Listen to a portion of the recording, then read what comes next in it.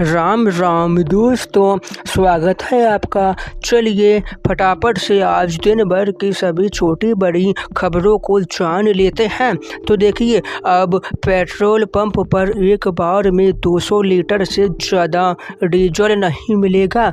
यह नया नियम अभी 90 दिनों के लिए है और अब तेल सिर्फ गाड़ी की टंकी या सरकारी मंजूरी वाले कंटेनर में ही मिल सकेगा। उधर यूपी में युवाओं के लिए बड़ी खुशखबरी। साल 2027 विधानसभा चुनाव से पहले सरकार 1.5 लाख नई भर्तियां कराने जा रही है। इसमें पुलिस विभाग में 1 लाख से ज़्यादा पद भरे जाएंगे, जबकि शिक्षा विभाग में 50,000 से ज़्यादा, साथ में सब इंस्पेक्टर, होमगार्ड और राजस्व जैसे विभागों में बड़ी संख्या में नियुक्ति होगी। दूसरी ओर मध्य प्रदेश में सरकारी लापरवाही की हद हो गई। यहाँ 1354 करोड़ का गेहूँ कीड़ों के कारण बर्बाद हो गया। यह अनाज गरीबों में बांटना था, लेकिन राज्य के 35 गोदामों में रखा गेहूँ घुन लगने से बुरादा बन चुका है। कर्नाटक में देखिए, यहाँ गृह लक्ष्मी योजना के तहत 1.48 लाख मृत महिलाओं के खाते में 128 करोड़ रुपए भेज दिए गए।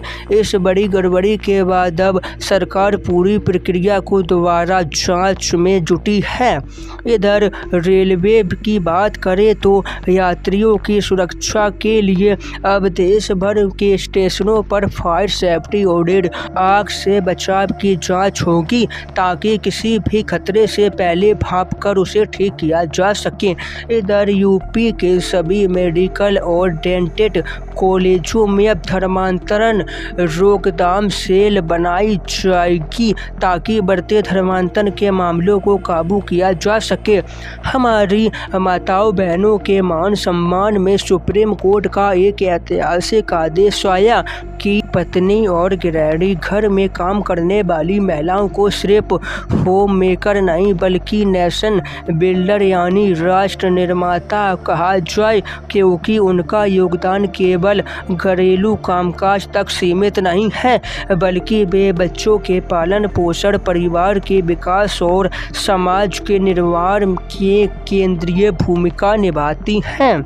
अब बात करें दिल्ली की, तो दिल्ली की सड़कों को स्मार्ट और धूल मुक्त बनाने के लिए दिल्ली प्रशासन नई पहल शुरू करने जा रही है। इसमें सड़कों की स्थिति और उनके रखरखाव का पूरा हिसाब किताब डिजिटल होगा, यानी कंप्यूटर पर चढ़ाया जाएगा, ताकि देश की राजधानी को बेहतरीन बनाया जा सके। अब राजनीति हलचल देखिए, मोदी बोले कांग्रेस ने नाकामी का कलंक हिंदुओं पर लगाया, हमने सालों के काम महीनों में किए। सीएम योगी ने कहा, पहले यूपी टूटी सड़कों अपराध के लिए जाना जाता था, अयोध्या को अपमानित किया गया, देश का सबसे बड़ा रोड नेटवर्क हमारे यूपी के पास है। इसी बीच कांग्रेस में टीएमसी की विलय की चर्चा को कांग्रेस और टीएमसी दोनों ने बताया अफवाह, सभी खबर को झूठा बताया, है ना। साथ ही में यूपी के सीएम योगी आदित्यनाथ से पीएम मोदी ने मुलाकात की। इसी बीच कॉकरोच जनता पार्टी की पंजाब में एंट्री हो रही है। आज अमृतसर पहुंचेंगे अभिजीत दीप के मेन गेट पर होंगे इकट्ठे, केंद्र के खिलाफ करेंगे विरोध प्रदर्शन। इधर देश के लिए गर्व की बात, भारत में बने पहले मेड इन इंडिया C-295 विमान ने अपनी सफल उड़ान भर ली है ना। बहुत बढ़िया बात है ये। चलिए, इसके अलावा नेपाल में बिकता रहेगा भारत का आम। सरकार ने साफ किया कि नेपाल में आमों पर बैन नहीं लगाया गया। पिछले दिनों से खबरें चल रही थी कि नेपाल ने भारत के आमों पर बैन लगा दिया है, परंतु भारत सरकार ने स्पष्ट किया कि ऐसा कुछ भी नहीं है। अब देखो, ये भी खबरें देखिए। आगरा में बीजेपी नेता ने खुद ही अपनी कार चोरी करवाई और पुलिस के पास पहुंच गई। फिर जांच के बाद हिरासत में पुलिस ने उन्हीं को ले लिया। उधर इटावा में 55,000 की रिश्वत लेते पकड़े गए डिप्टी सीएमओ। और बीते दिन लखनऊ से दिल्ली आने वाली इंडिगो की फ्लाइट में बम की धमकी मिलने से हड़कंप मचा। राजस्थान के अलवर से एक बेहद दुखद खबर आई। यहाँ पिता ने घर की जमीन गिरवी रखकर शराब पी ली तो गुस्से में आकर नाबालिग 17 साल के बेटे ने अपनी पिता की हत्या कर दी। 24 घंटे मिलेगी सहायता। दिल्ली मुंबई एक्सप्रेसवे पर शुरू हुई चौकियां। और असम में 4.7 तीव्रता का भूकंप। मेघालय समेत पूर्वोत्तर के कई हिस्सों में महसूस हुए झटके। अब बात करें सोने चांदी के तो देखिए, चांदी आज 9,704 रुपये बढ़कर 2,42,000 प्रति किलो पर आ गई। इस साल कीमत 14,000 बढ़ी, जबकि सोना 2,827 महंगा होकर 1,47,609 प्रति 10 ग्राम पर चल रहा है। अगली अपडेट, गाजियाबाद के सभी जिम ट्रेनर्स को पुलिस वेरिफिकेशन होगा अनिवार्य। हर ट्रेनर को अपनी पहचान दर्शाने के लिए एक ID कार्ड भी पहनना होगा।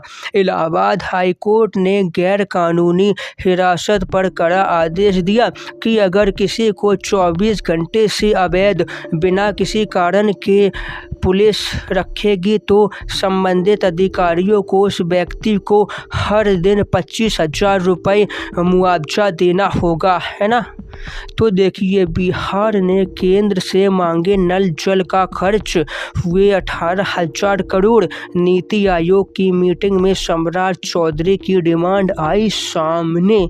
और भारत की आर्थिक वृद्धि दर 2026-27 में 6.6% रहने का अनुमान है। हालांकि पिछले साल यह 7.7%। तो बस आज की सभी खबरों को यहीं समाप्त करते हैं। वीडियो को लाइक, चैनल को सब्सक्राइब कर देना। हम आपसे हमेशा की तरह कल सुबह फिर मिलेंगे। राम राम।